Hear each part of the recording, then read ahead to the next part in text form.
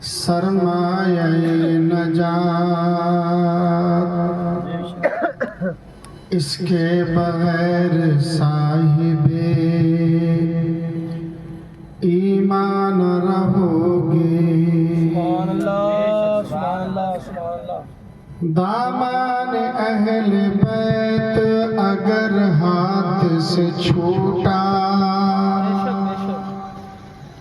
سنی تو بڑی بات مسلمان رہو گے۔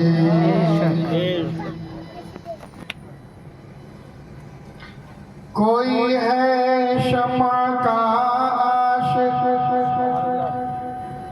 کوئی گل کا فدائی ہے،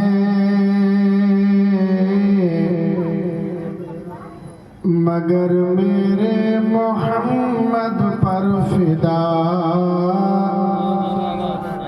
ساری خدائی ہے۔ حضور آ جائے محفل میں، تشنا دید بیٹھے ہیں، بڑے ارماں سے ہم نے آپ کی محفل سجائی ہے۔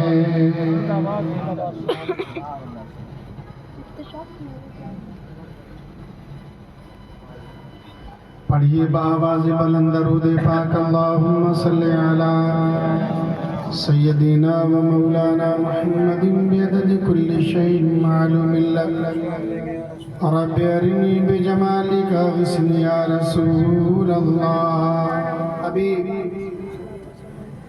مولوی قاری رفاقت صاحب جو گفتگو شروع میں فرما رہے تھے، ان کا مقصد یہ تھا کہ لوگ محفل میں کم بیٹھتے ہیں اور بس کلو واشربوا، کھاؤ اور پیو، بس اسی پر عمل کر رہے ہیں، جبکہ واسمعوا اس پر بھی عمل کریں کہ سننے سے بہت فائدہ ہوتا ہے۔ یہ جو محفل ہے، یہ محفل ہم نے اس حضور غوث اعظم کے لیے نہیں سجایا، بلکہ اس محفل کو حضور غوث اعظم خود سجایا۔ در حقیقت یہ میلاد کی محفل ہے، نہ تو اس مہینے کی جو 11ویں مشہور ہے نا، 11 تاریخ کو نہ تو سرکار غوث اعظم کو عرس ہوتا ہے، نہ وصالی تاریخ ہے، نہ پیدائش کی تاریخ ہے۔ وہ جو 11 تاریخ حضور غوث اعظم سے مشہور ہے، وہ خود حضور غوث اعظم کے لنگر ہوتا تھا، اور آپ تو ہفتے میں 3 محفلیں سجاتے ہیں۔ سبحان اللہ، سبحان اللہ۔ ہمیں تو ایک محفل سجانے میں لالے پڑ جاتے ہیں سال میں۔ حضور غوث اعظم تو ہفتے میں 3 محفلیں سجاتے تھے۔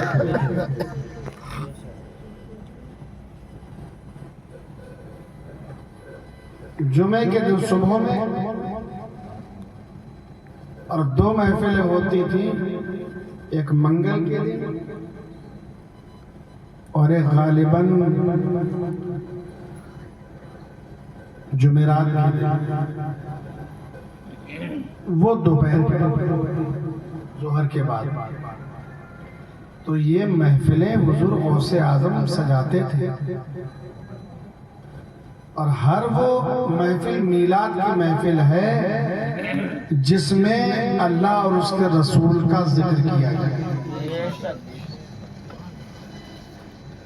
آپ سنتے تھے نا پہلے کوئی بھی جلسہ ہو، میلاد مصطفیٰ، ان محفلوں کی حقیقت میلاد مصطفیٰ ہی ہے۔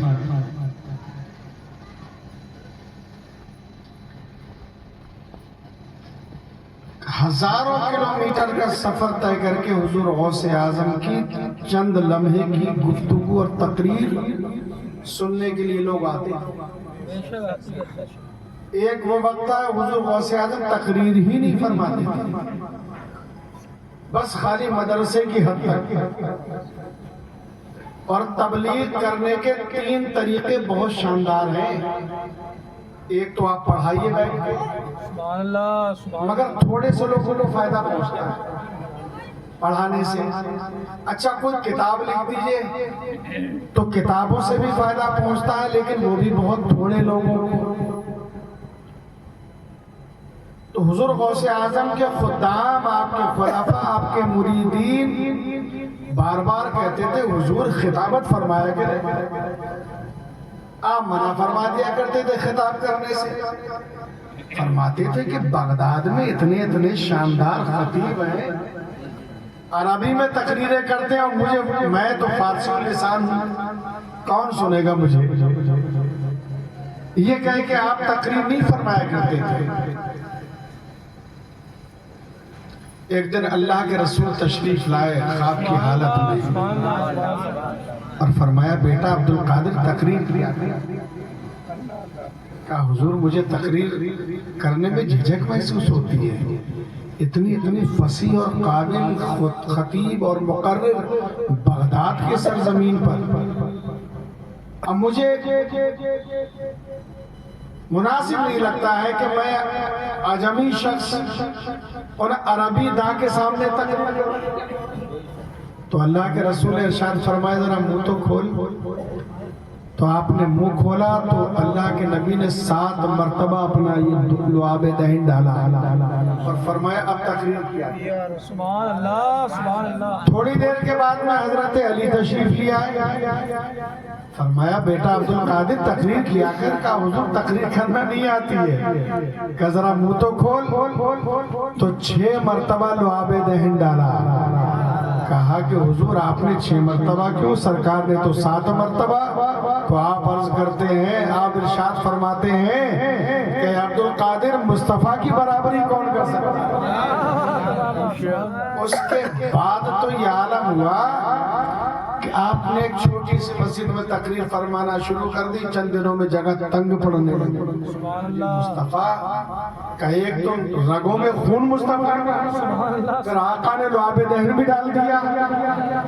اب بغداد کی جامع مسجد میں جگہ کم پڑنے لگی، پھر عیدگاہ جو شہر سے باہر ہوتی اس میں زیادہ جگہ ہوتی ہے، وہاں پر اپنا پروگرام کرنے لگے، وہ جگہ تنگ پڑ گئی تو پھر جنگل کے اندر خیمے لگانا شروع کر دیے۔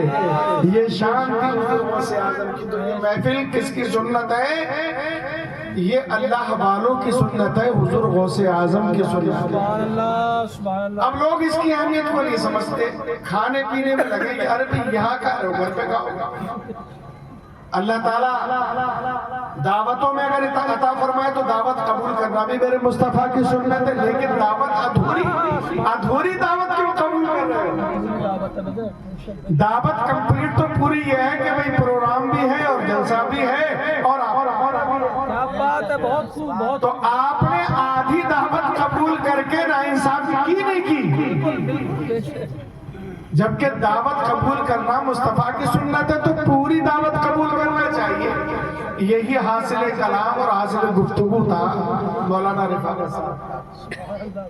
اچھا مقدر کی بات ہے، میرے آقا کا ذکر سننا اور ذکر کرنا کوئی معمولی بات نہیں ہے۔ وہ ایک شعر پڑھتا ہوں میں اکثر کہ محبوب کی محفل کو محبوب سجاتے ہیں۔ ارے بھائی آپ خود تھوڑی بیٹھے ہو، آپ کو بٹھایا گیا ہے نا یہاں، آپ خود نہیں بیٹھے، آپ کو بٹھایا گیا ہے، آپ آئے نہیں ہیں، آپ کو لایا گیا ہے۔ آپ سننا نہیں چاہتے تھے، آپ کو سنوایا گیا ہے، اور یہ میرے نبی کا کرم ہے، یہ مصطفیٰ کا کرم ہے۔ سماعت فرمائے کہ محبوب کی محفل کو محبوب سجاتے ہیں۔ کہیے بے شک محبوب کی محفل کو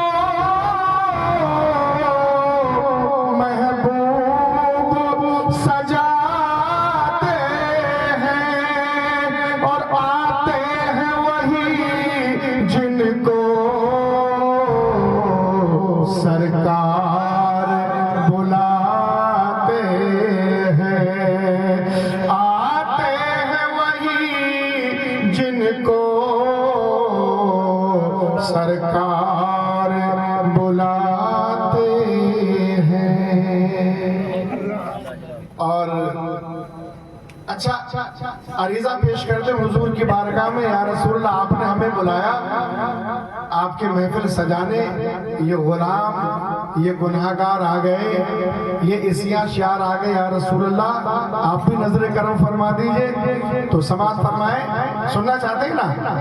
ہاں تو پھر بیداری کا ثبوت دیجئے ماشاءاللہ۔ اس امت آسی کے،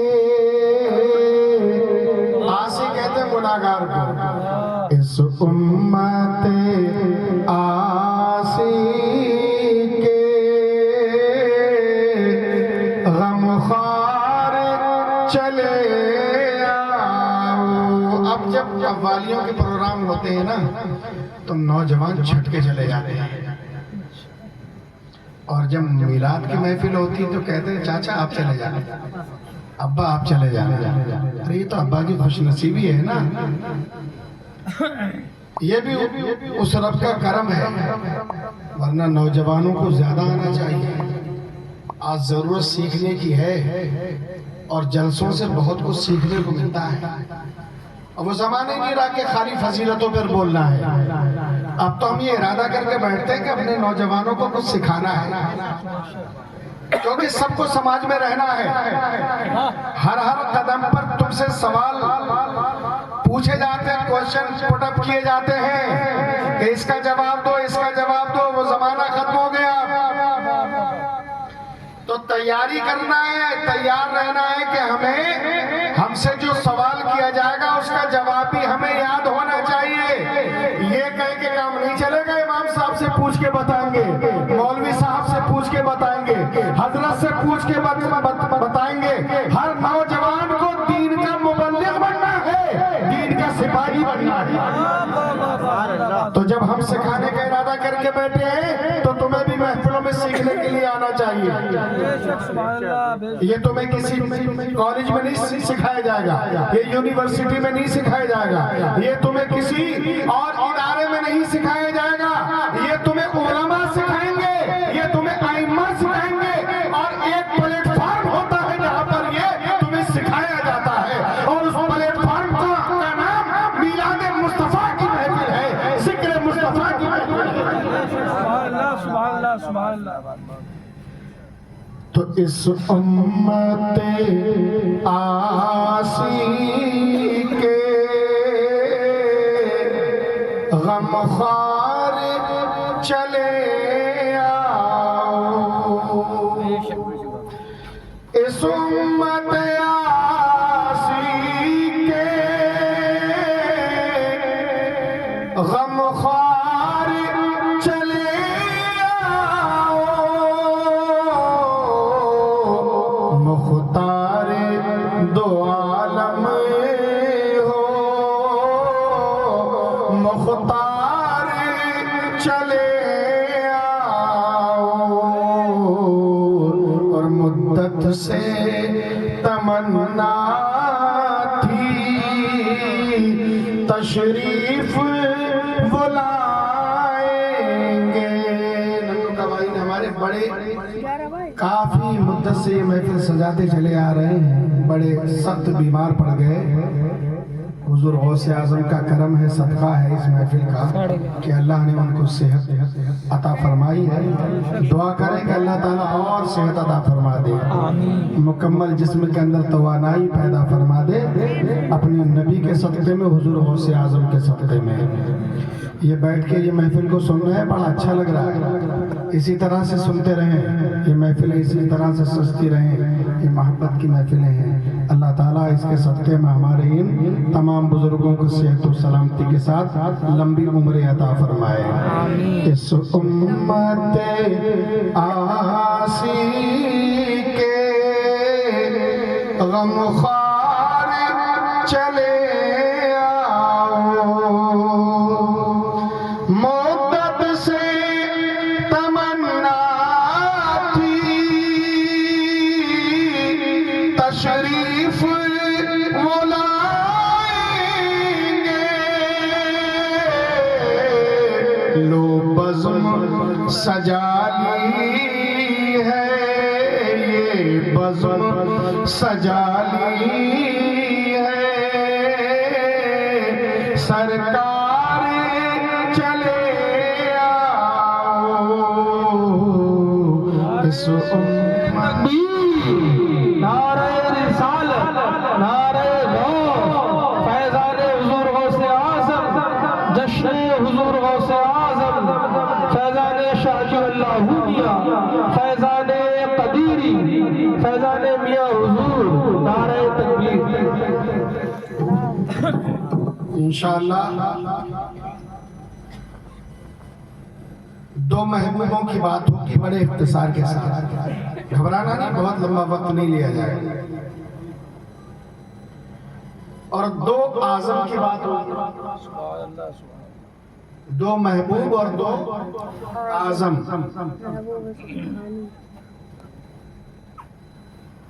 किसने बोला? आपने? माशाअल्लाह। मैंने कहा दो महबूबों की बात होगी तो बच्चा कह रहा है कि महबूब एक, महबूब सुभान। बिल्कुल करेक्ट। हम तो यही तो चाहते हैं कि बच्चे हमारे यही सीखें। जो छोटे छोटे ये बच्चे बैठे हुए हैं ना, ये इनके हाथ में अगर पैसे दे दो, मैं अभी सोच रहा था, तो ये बड़े हरीस होते हैं पैसों के। बाप से माँ से मांग मांग के रखते हैं अपनी जेबों के अंदर, लेकिन इस वक्त बैठे हुए इनके वालिद या इनके भाई या जो भी इन्हें हाथ में दे रहा तो दौड़े हुए लिए चले आ रहे हैं। ये इश्क़ मुस्तफ़ा इन बच्चों के सीनों में शुरू से भरना होगा। इन महफिलों का एहतराम और उलमा और अइम्मा का एहतराम जब इतने छोटे से आप इनके दिलो दिमाग में डालेंगे तो बड़े होकर ये बड़ा दीन का काम है। तो एक महबूब सुबहानी और दूसरे महबूब इलाही। कौन है? महबूब इलाही। महबूब सुबहानी कहते हैं हुजूर गौसे आज़म, और महबूब इलाही कहते हैं हजरत ख्वाजा निजामुद्दीन औलिया महबूब इलाही। और मैंने कहा ना दो आज़म का दामन हमारे हाथ में है, एक हुजूर गौसे आज़म का और दूसरा इमाम आज़म का। और इत्तेफाक देके बड़े खुशनसीब हैं हम लोग कि इमाम आज़म का नाम और उनका नारा हमारी महफिलों में लगता है, जबकि दुनिया भुला चुकी है कि इमाम आज़म हैं कौन। लेकिन अल्हम्दुलिल्लाह हमारी महफिलों ने किसी हद तक अपना हक अदा करने की कोशिश की है। जो दीन की असल है, अल्लाह के नबी ने इरशाद फरमाया था कि अगर मेरा दीन लोगों से निकलकर, यानी लोगों से बेजार होकर मेरा दीन निकल जाएगा, या लोग दीन पर चलना छोड़ देंगे, मुकम्मल गुमराही का शिकार हो जाएंगे, और मेरा दीन निकलकर जो सबसे ऊपर सितारा है आसमान पर सुरैया, अगर वहां तक भी चला जाएगा तो फारिस का कोई शख्स उठेगा और वो दीन को वहां से उतार कर लाकर लोगों में फिर से लाइज कर देगा। वो एक जात तो या तो गौसे आज़म की है या फिर इमाम आज़म की है। और हम आपको बता दें, अल्हम्दुलिल्लाह हम पक्के वाले हनफी,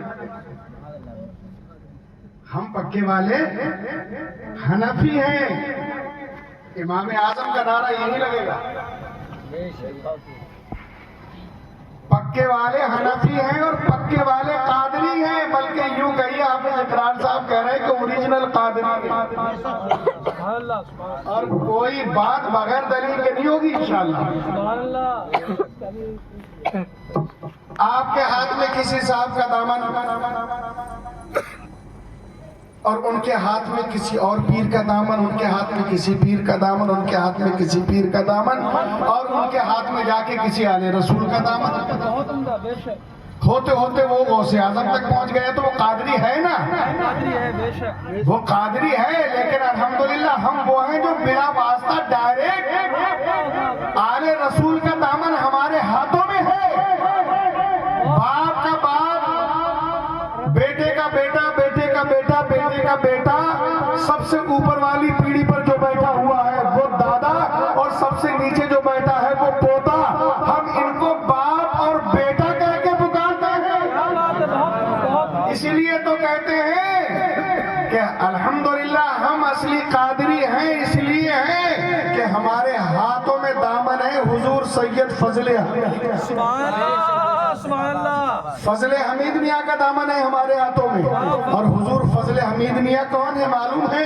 حضور سید عبدالاحد میاں کے بیٹے، اور عبدالاحد میاں کے والد گرامی کا نام ہے عبدالرشید میاں، حضور قبلہ عالم، اور ان کے والد گرامی کا نام ہے سید عبدالبصیر میاں، اور ان کے والد گرامی کا نام ہے سید رحیم اللہ میاں، اور ان کے والد گرامی کا نام ہے سید معز اللہ میاں، اور ان کے والد گرامی کا نام ہے سید حبیب اللہ میاں، اور ان کے والد گرامی کا نام ہے سید جان محمد میاں، اور ان کے والد گرامی کا نام ہے سید گل بابا میاں، اور ان کے والد گرامی کا نام ہے سید مراد محمد میاں، اور ان کے والد گرامی کا نام ہے سید عبدالعزیز بابا، اور ان کے والد گرامی کا نام ہے سید پوردل بابا، اور ان کے والد گرامی کا نام ہے سید نقیب بابا، اور ان کے والد گرامی کا نام ہے سید تاج الدین عرف عبدالرزاق بابا، اور ان کے والد گرامی کا نام ہے محبوب سبحانی قطب ربانی شہباز لامکانی میرا محی الدین عبدالقادر جیلانی۔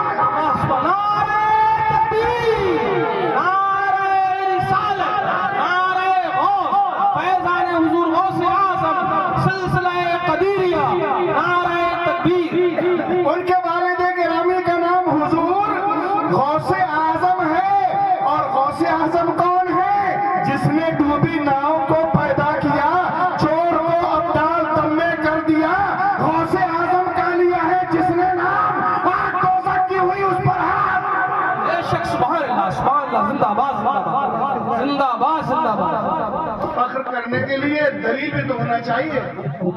فخر ہے، شجرہ بتایا اتنا صاف و شفاف شجرہ، اٹھا کر دیکھ لیجئے، تحقیق کر کے دیکھ لیجئے، اتنی سی کمی، اتنی سی کجی انشاءاللہ کہیں پر نہیں ملے گی۔ بے شک، سبحان اللہ، بے شک۔ تو ہمارا پیر اولاد غوث اعظم ہے، اور حضور غوث اعظم حسنی حسینی سید ہے۔ اس میں تو دنیا کے کسی بھئی مسلمان تو چھوڑ دیے، کسی غیر مسلم کو بھی کوئی شک نہیں ہونا چاہیے، ہے نا؟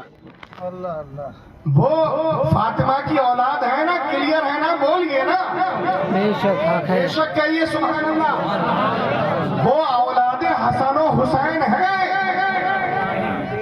اور یاد رکھیں، آپ کتنے بھی پرہیزگار ہیں، کتنے بھی متقی ہیں، کتنے بھی نمازی ہیں، کتنے بھی بڑے حاجی ہیں، آپ کے اعمال صالحہ کا ذخیرہ کتنا بھی ہے، لیکن کل میدان محشر میں صرف اس وجہ سے بخشے نہیں جاؤ گے کہ تم بہت بڑے نمازی ہو، صرف اس لیے بخشے نہیں جاؤ گے کہ تم بہت بڑے حاجی ہو۔ یہ اعمال صالحہ کا ہونا بہت اچھی بات ہے، لیکن ناز نہیں کر سکتے۔ اگر ناز کرتا تو شیخ سعدی کرتا، جو دنیا کا اتنا بڑا دانشور، اتنا بڑا فلاسفر، دنیا اسلام کے اندر، تاریخ اسلام کے اندر ایک سنہرے باپ کا نام، ایک سنہری شخصیت کا نام، ایک گولڈن دور کا نام شیخ سعدی ہے، کہ جس کی کتابیں پڑھنے سے اگر چرواہا بادشاہ بن سکتا ہے، تو وہ شیخ سعدی اپنی نمازوں پر بھروسہ نہیں کرتا ہے، اپنے حج اور عمرے پر بھروسہ نہیں کرتا ہے، وہ تو خدا کی بارگاہ میں جب دعا کرنے کھڑا ہوتا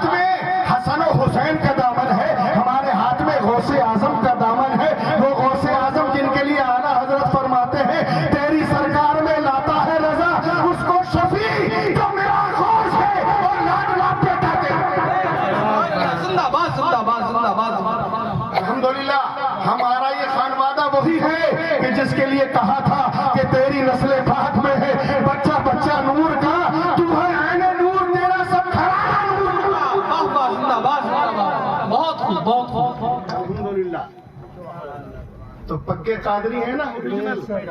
الحمدللہ الحمدللہ۔ اچھا ہم قدیری ہیں، قادری اور قدیری کا مادہ بھی ایک ہے، سلسلہ ایک ہی ہے، تو یہ لفظ جو ہے نا یہ قدر سے بنا ہے، قادر اور قدیر مادہ ایک ہی ہے الحمدللہ۔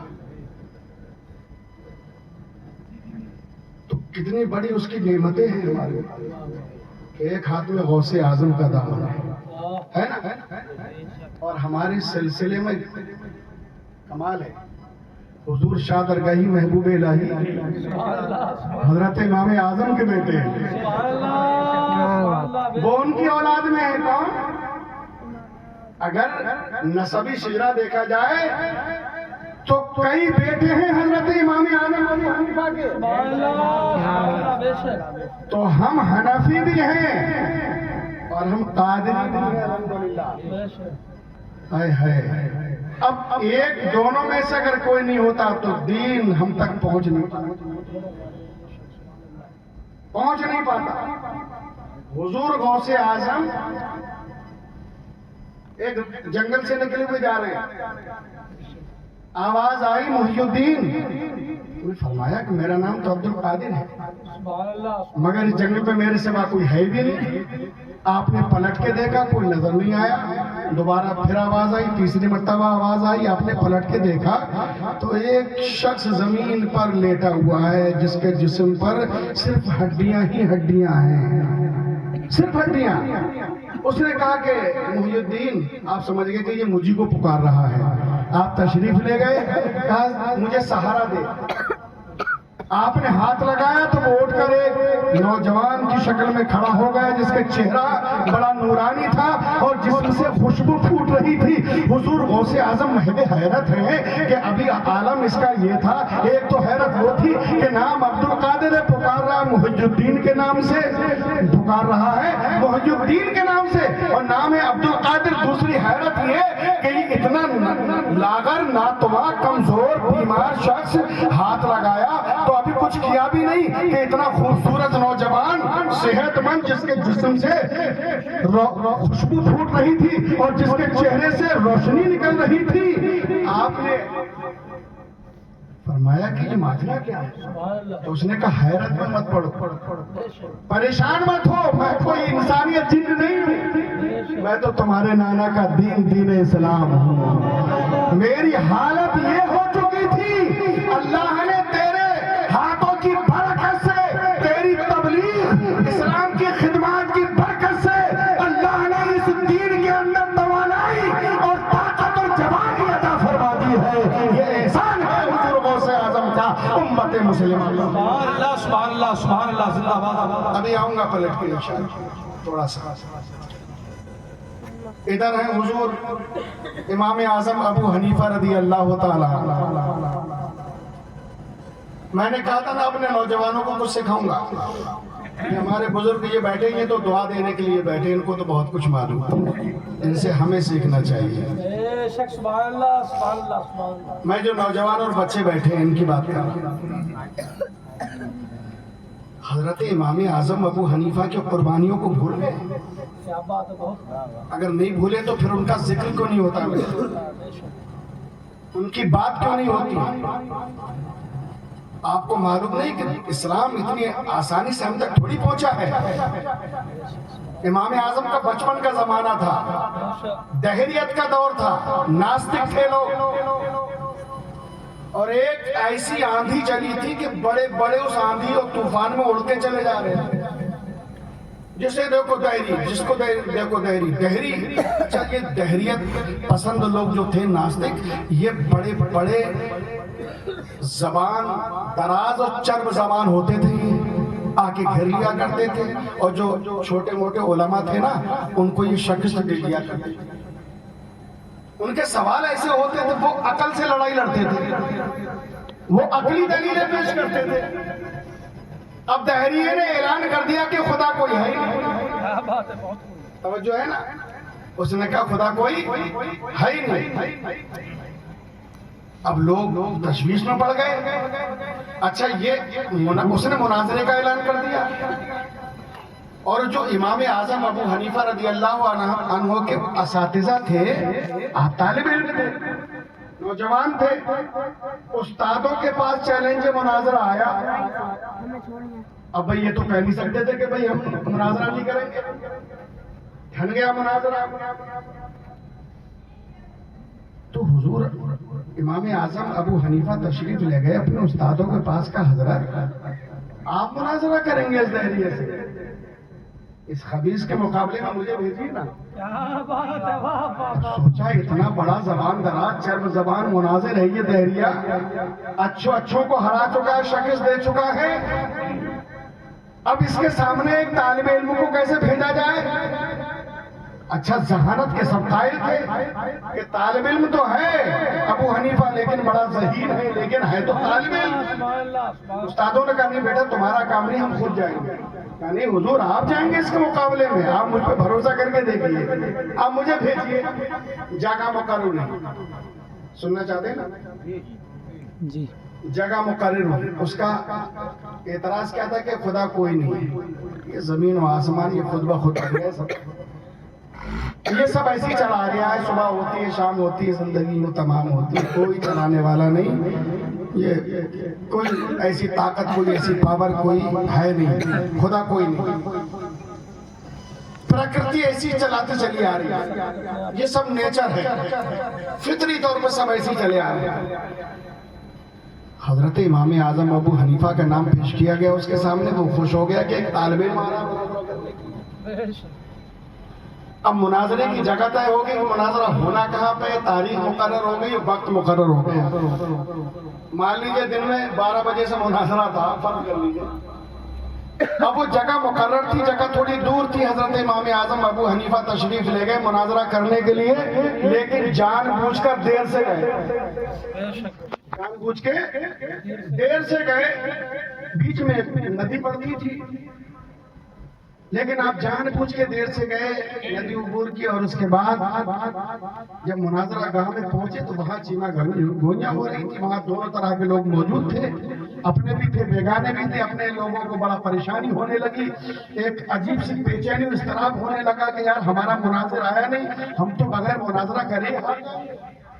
ادھر ان کی ہوٹنگ ہو رہی تھی کہ دیکھو تمہارا جو کچا اور نوجوان مناظر ہے وہ میدان چھوڑ گیا، بھاگ گیا، وہ آیا ہی نہیں، تم تو ایسی مناظرہ ہار جاؤ گے۔ آپ کو مناظر چیلنج کر رہا ہے کہ تھوڑی دیر کی بات اور ہے، پھر ہم اعلان کر دیں گے تم مناظرہ ہار چکے ہو۔ ابھی وہ کہہ ہی رہا تھا کہ سامنے سے حضرت امام اعظم ابو حنیفہ رضی اللہ تعالیٰ عنہ تشریف لیا ہے، کہا کہ بھاگنے کی کوشش کر رہا ہے، راہ فرار اختیار کر رہا ہے، جب تک کہ مد مقابل سے یہ پوچھے گا نہیں کہ آنے میں دیر ہوئی کیوں ہے، جب تک تم بھاگ نہیں سکتا۔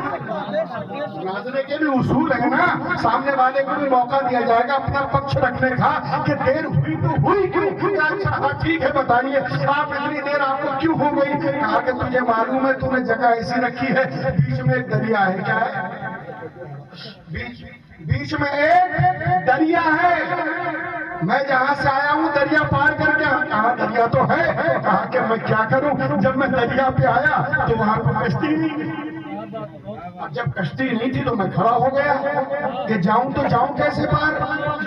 اچھا پھر میں نے دیکھا کہ یہ پیڑ جڑ سے کٹا اپنے آپ سے، وہ مناظر ایسے دیکھ رہا ہے کہ اپنے آپ سے پیڑ کٹ گیا۔ اچھا کٹ گیا پھر کیا ہوا؟ ارے تو اس کے ترنت اس کے تختے بننا شروع ہو گئے، جب تختے بن گئے تو پھر ایک کشتی جو تھی وہ تشکیل ہونا شروع ہو گئی، تختے جڑنے لگے، وہ ذرا سی دیر میں نے دیکھا کہ وہ کشتی بن کے تیار ہو گئی، اور وہ دریا پر ادھر ادھر بھاگنے لگی، کبھی ادھر کبھی ادھر، اس میں بیٹھ کے آیا ہوں تو دیر نہیں ہوگی تو اور کیا ہوگی؟ اس نے کہا اچھا خوب اچھے سے بیوقوف بنا لیتے ہو، کاٹنے والا تھا نہیں، کشتی بنانے والا تھا نہیں، ملا تھا نہیں، ویسے ہی سارے کام ہو گئے۔ فرمایا یہی تو ہم کہتے ہیں کہ جب ایک کشتی بغیر کسی بنانے والے کے نہیں بن سکتی ہے تو اتنی بڑی کائنات بغیر اور بغیر کسی بنانے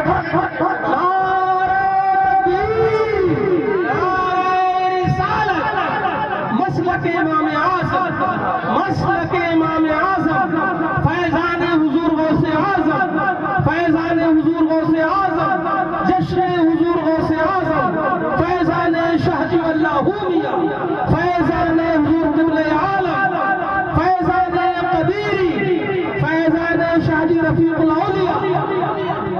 محفلوں کا مزاج مت بگاڑو، سکھاؤ۔ یہ سادہ لوگ مسلمان ہم سے کچھ سیکھنے کے لیے توقع لگا کے آگے بیٹھتے ہیں۔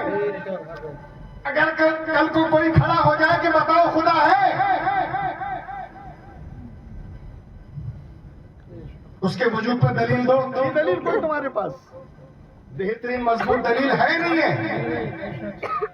یہ سیکھنا چاہیے۔ ہر جگہ ہم تمہارے ساتھ نہیں ہوں گے، نہ ہر جگہ تم ہمارے ساتھ ہو۔ سب کو خود بننا ہے، سکشم ہونا ہے، اپنے پیروں پہ۔ کہتے ہیں نا شادی کرنے کے لیے جب باپ کھڑا ہوتا ہے کہ بیٹا پیروں پہ کھڑا ہو گیا۔ دین کے لیے کبھی پیروں پہ کھڑا ہونا سکھایا کسی کو؟ سب سے پہلے دین کے اعتبار سے پیروں پہ کھڑا ہونا سیکھیے، بالغ بنیے۔ کب تک نابالغ رہو گے دین کے اندر؟ ٹھوکریں مارتی رہے گی دنیا، ستاتی رہے گی۔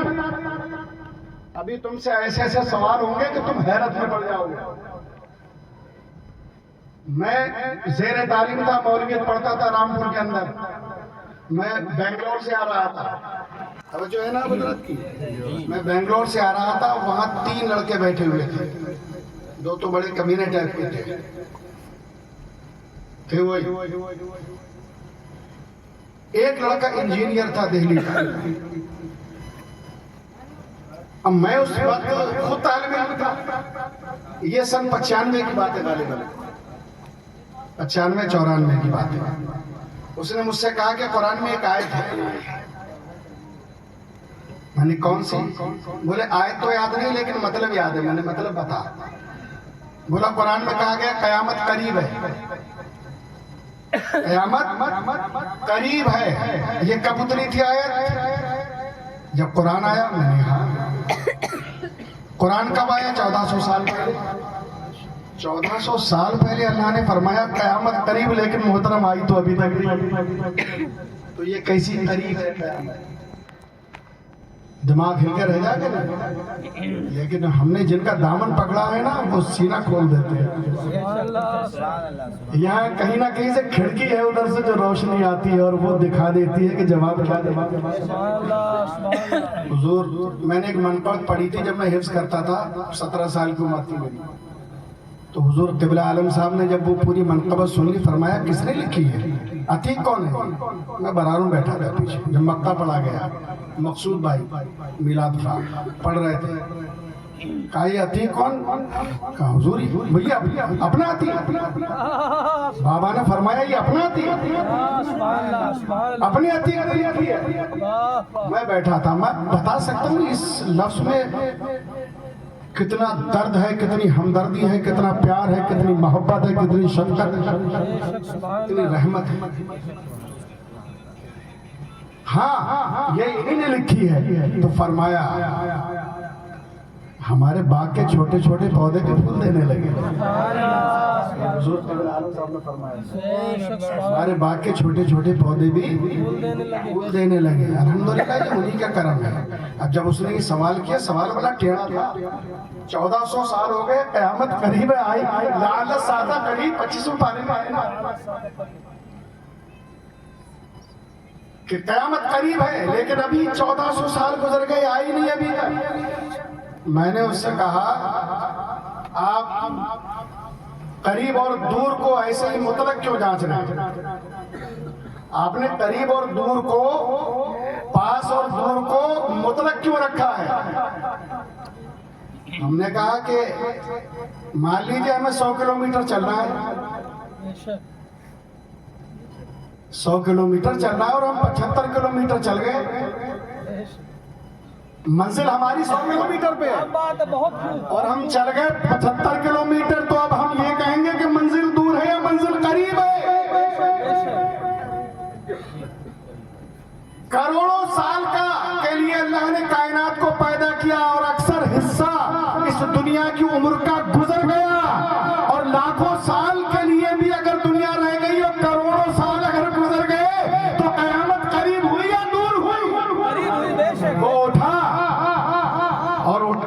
مجھے چپٹا لیا اور کہا کہ میں وہاں سے جہاں سے بیٹھا ہوں آپ کے ساتھ میں، آپ نے جو بات کہی اس سے میرے دل کو ایسا اطمینان ملا۔ جواب نہیں، پورے راستے میری خاطر تواضع کرتا ہوا آیا، پورے راستے۔ تو یہ چیزیں سیکھنے کی ضرورت، یہ سب سوال آئیں گے آپ کے سامنے۔ اچھا خدا ہے تو اس سے پہلے کیا تھا؟ خدا سے پہلے کون تھا؟ ایک دہری آ گیا ایک عباسی خلیفہ کے یہاں، بہت بڑا عالم، اس کو بڑی سہولت کے ساتھ بادشاہ نے اپنا شاہی مہمان بنا کے ٹھہرایا، کیونکہ وہ سوال کرنے آیا تھا۔ یہ نہیں ہے کہ سوال کرنے آیا دھکے مار کے بھگا دو۔ بہت خوب، کیا بات ہے۔ اب جواب تو آتا نہیں ہے، بے عزت کر کے بھگا دو۔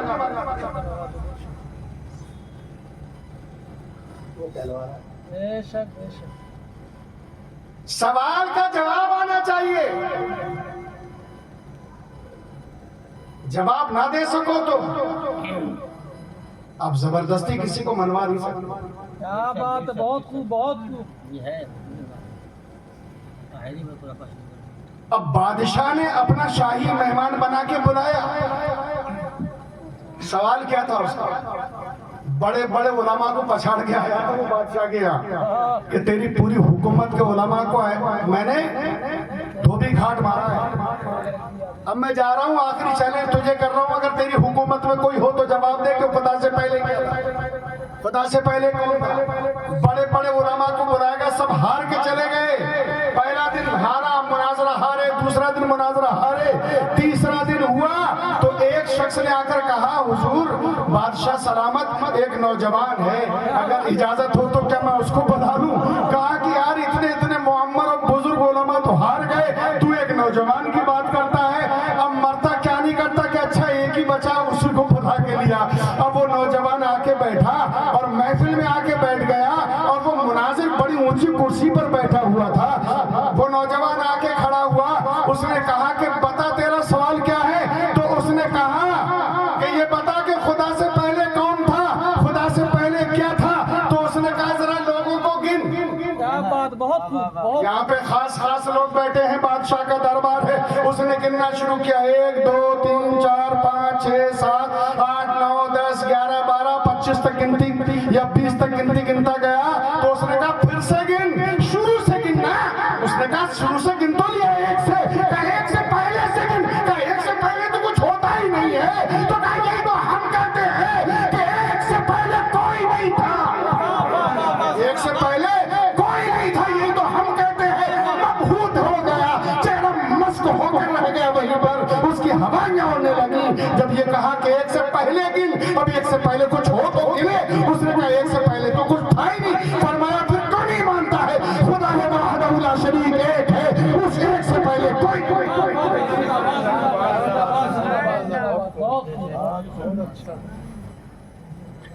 یہ نوجوان معلوم ہے کون ہے؟ اسی نوجوان کو تو امام اعظم ابو حنیفہ کہتے ہیں۔ پر دنیا کے علم نے جواب دے دیا، وہاں سے امام اعظم کا علم شروع ہوتا ہے۔ تو ہم نے عرض کیا نا کہ حضور غوث اعظم کا دامن بھی ہے ہاتھ میں، اور دوسرے ہاتھ میں امام اعظم کا ہاتھ دامن بھی، اور ایک ہاتھ میں محبوب سبحانی کا ہے، تو دوسرے ہاتھ میں محبوب الہی کا ہے۔ اب وہ فیوق صاحب آئے نہیں، زبردست، بھائی وہ کہہ رہے تھے کہ محبوب الہی اور امیر خسرو کا یہ ڈب کر رہے ہیں، پہنچ جائے گی ان تک۔ بس یہ آخری چند باتیں عرض کر کے اپنی گفتگو کا آپ کو بوریت تو نہیں ہو رہی؟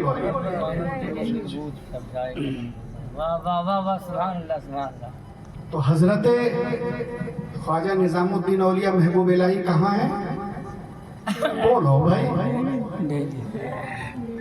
آپ کا بھی حق بنتا ہے کچھ بولنے کا۔ جب کچھ بولیں گے، جب ہم بچوں کو جب پڑھاتے ہیں نا، آؤٹ کم نہیں آتا، آؤٹ کا مطلب فیڈ بیک، تو لگتا ہے یار کچھ سمجھ نہیں پا رہے ہیں۔ या फिर हम समझा नहीं पा रहे हैं? इसको कहते हैं आउटकम। तो आपसे आउटकम मिलना चाहिए। तो महबूब इलाही का रोजा कहाँ है? दिल्ली के अंदर। रहने वाले कहाँ के थे बच्चों बताओ? बदायूं शरीफ के। कौन सा मोहल्ला है? सागर ताल। आपके वालिद का विसाल आपके बचपन में हो गया।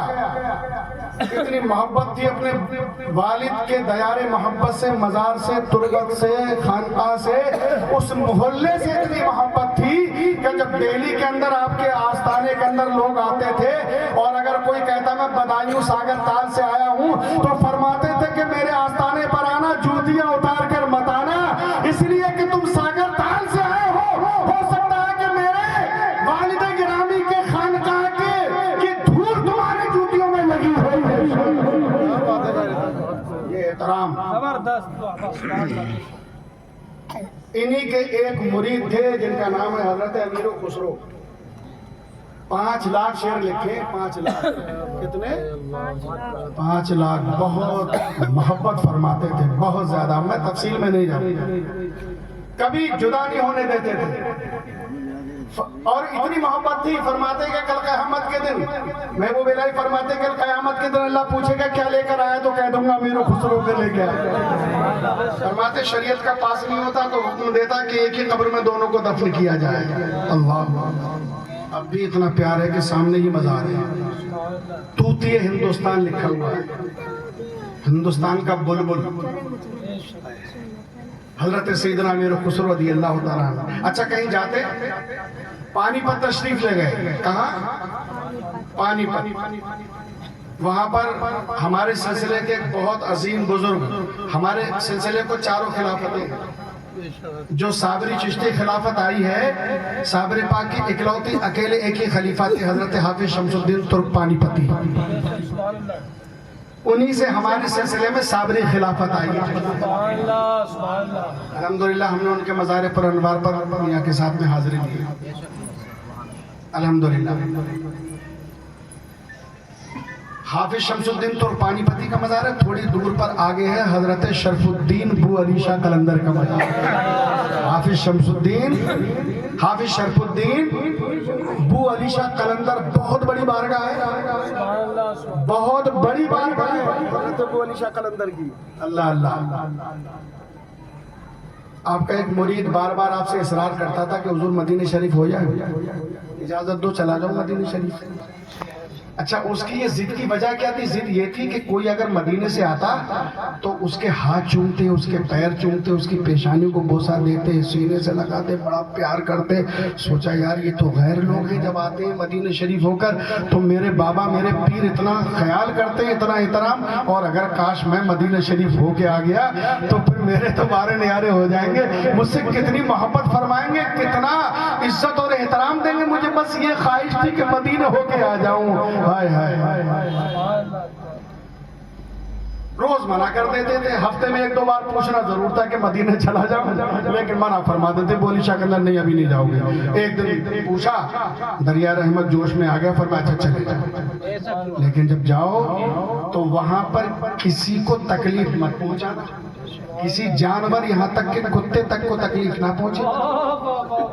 शर्त रख दी, इस शर्त के साथ जाओ कि नहीं हुजूर मैं भला इतनी मुश्किल से तो इजाजत मिली है, पूरा ख्याल रखा। अब ले गए तशरीफ, हज किया, मस्जिद नबवी शरीफ में नमाज पढ़ी, बाहर निकले तो जो मस्जिद नबवी की दीवार थी उसके साए में कुत्ता बैठा हुआ था। सोचा यार इतनी मोहतरम दीवार है और साए में कुत्ता बैठा हुआ, एक डंडा उठाया उसके मार दिया भगाने के लिए, वो भाग गया वहां से।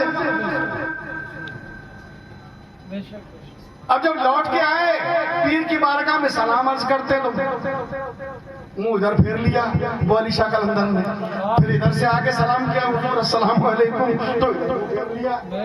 कहा हुजूर क्या नाराज हैं? कहा नाराज, आंखों में आंसू। फरमाया कुर्ता उठा के देख। जब कुर्ता उठा के देखा तो वो पूरा डंडे का निशान जो कुत्ते के मारा था वो आपकी पीठ पर था। फरमाया कि मैंने पहले कहा था कि किसी जानवर को भी तकलीफ मत पहुंचाना, यहाँ तक के कुत्तों तक का ख्याल रखना।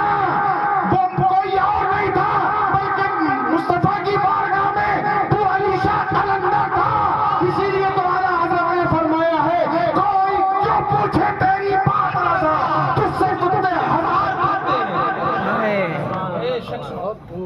नारे तकबीर, नारे रिसालत, नारे गौस, फैजान हुजूर गौसे आज़म, जश्न हुजूर गौसे आज़म, हज़रत अल्लामा मुफ्ती कारी यतीम साहिब क़िबला कदीम।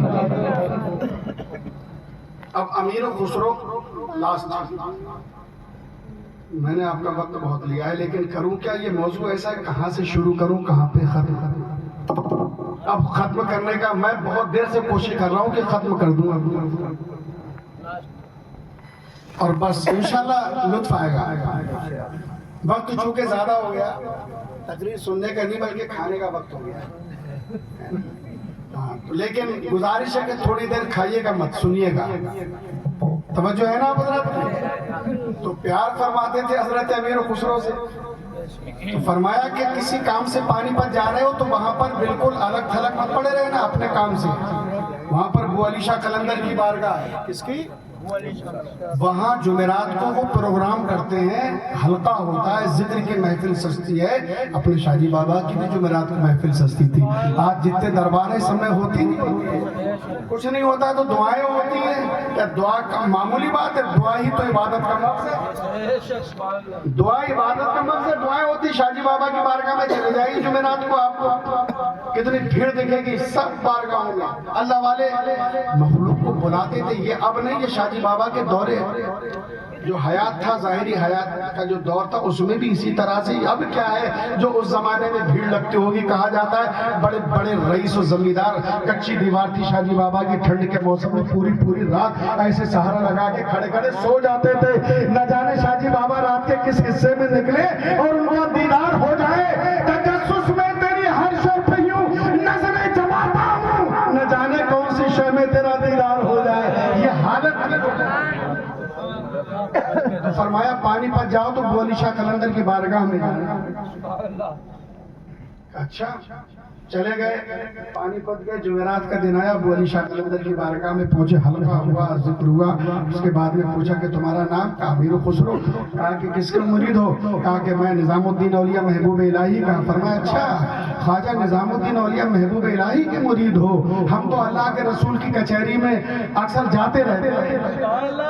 फरमाया अपने आप को कि मैं तो अक्सर मुस्तफ़ा की कचहरी दरबार में जिक्र की महफिल में, यहाँ नहीं, मैं तो उन तक के जिक्र की महफिल में जाता आता रहता हूँ। मगर तुम्हारे पीर निजामुद्दीन औलिया को मैंने सारे औलिया को देखा, सारे अब्दाल को देखा, सारे अगवास को देखा, सारे जमाने के कुतुब सब वहाँ होते हैं, मगर आज तक मैंने तेरे पीर निजामुद्दीन को नहीं देखा। बड़ा दिल पे रंज गुजरा, इतना बड़ा पीर मेरा, और उसको फरमा रहे कि मैंने कभी देखा नहीं। आए दिल्ली, मन लगा नहीं पानीपत के अंदर। चले आए दिल्ली, चेहरा उदास, मायूसी के आसार चेहरे पर जाहिर हैं। हजरत ख्वाजा निजामुद्दीन औलिया महबूब इलाही रज़ी अल्लाह तआला अन्हु आया है। पहचान गए कैफियत, बंदा मिट जाए ना आका पे, वो बंदा क्या है? बेखबर हो जो गुलामों से, वो आका क्या है? बंदा मिट जाए ना आका पे, वो बंदा क्या है? बेखबर हो जो गुलामों से, वो आका क्या है? फरमाया क्या बात है? कहा हुजूर कोई बात नहीं, कहने नहीं, बताना पड़ेगी। उदास हो, चेहरा उदास है। कहा हुजूर इस तरह से फरमाया। आपने कहा उनकी महफिल में जाना।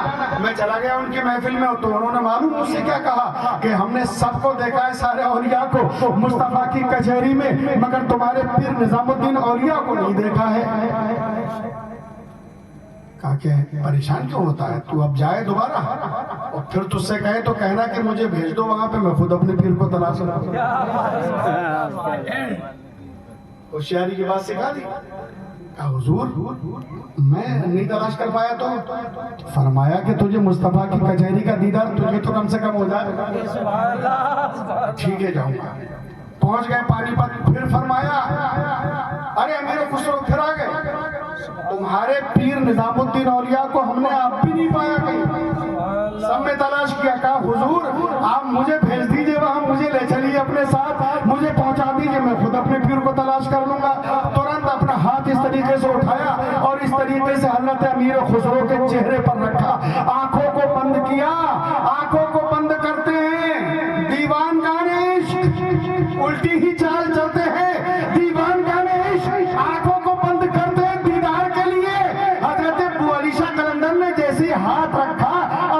علی شاہ قلندر ہے، نہ ابو علی شاہ قلندر کا دربار ہے، نہ وہ حلقہ ذکر ہے. دیکھتے کیا ہے کہ مصطفیٰ کا دربار سجا ہوا ہے اور یہ کرام بیٹھے ہوئے ہیں اور سب تڑپ رہے ہیں.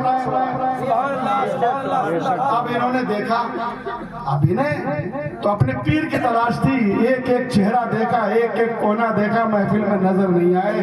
اللہ کے رسول تشریف فرمایا کسے ڈھونڈتا ہے امیر خسرو؟ کہا اپنے پیر نظام الدین اولیاء کو. فرمایا کہ اس کے اوپر ایک اور کچہری لگی ہوئی ہے، آپ وہاں تشریف لے گئے، وہاں بھی میرے مصطفیٰ تشریف فرما ہے، وہاں بھی آقا اور اولیاء کرام تشریف فرما، وہاں بھی تلاش کیا، وہاں بھی نہیں ملے. پھر آقا فرماتے یہاں نہیں ملے تو اوپر والی کچہری میں تلاش کر لو. یہاں تک کہ 1 2 3 4 5 6 7ویں جو کچہری تھی، آخری کچہری تھی، وہاں پر حضرت امیر خسرو پہنچے. وہاں بھی میرے مصطفیٰ بیٹھے ہوئے ہیں اور لوگ نیم بسمل کی طرح تڑپ رہے ہیں، مچل رہے ہیں، ایسے تڑپ رہے تو مصطفیٰ کا دیدار کر رہے تھے. کسی نے کہا ہے نا خاموشی سے محبت اور بھی سنگین ہوتی ہے، تڑپا دل تڑپنے سے ذرا تسکین ہوتی ہے. سب تڑپ رہے ہیں، جھوم رہے ہیں، میرے مصطفیٰ کا دربار سجا ہوا ہے.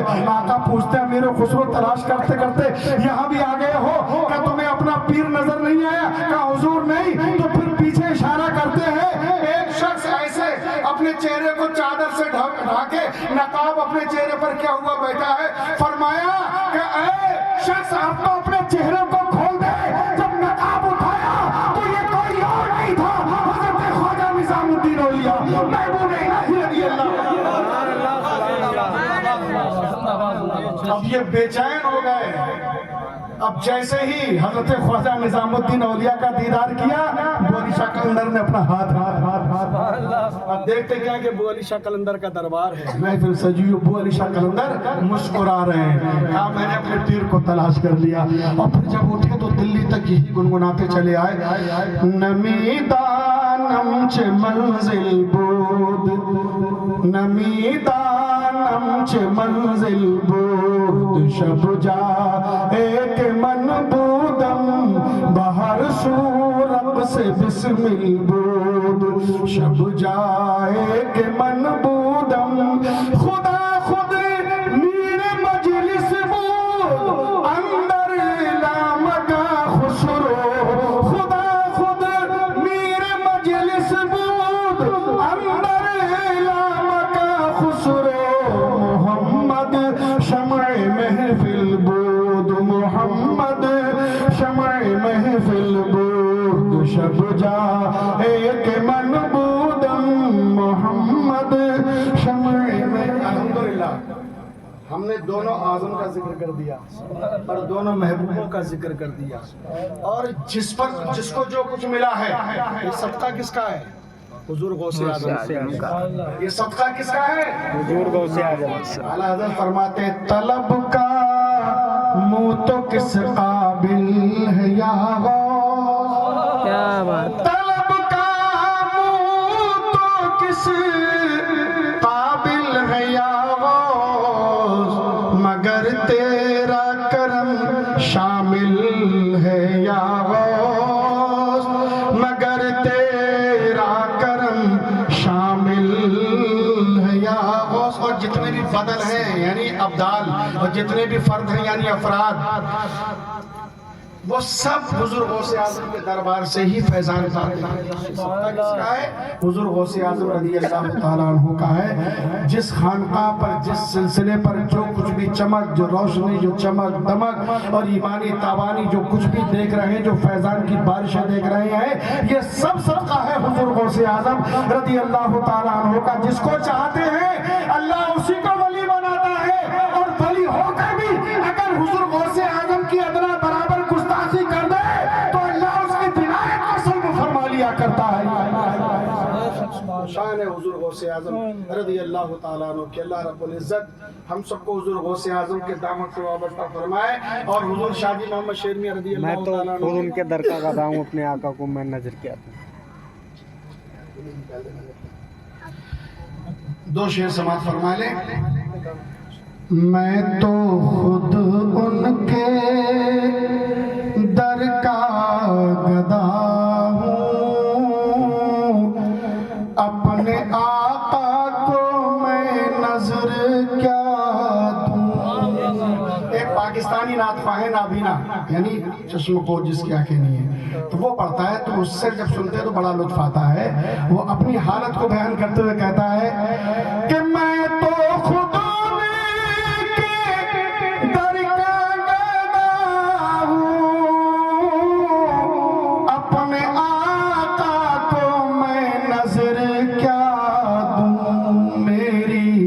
آنکھوں میں بھی کچھ نہیں ہے، ورنہ قدموں میں آنکھیں بچھا دوں. میری آنکھوں میں بھی کچھ نہیں ہے، ورنہ قدموں میں آنکھیں بچھا دوں. آنے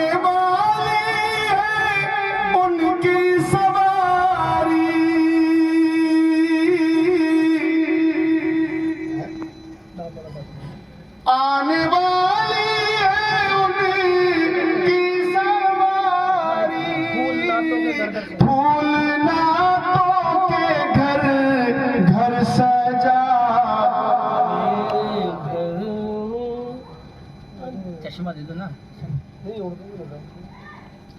میں تو خود ان کے در کا گدا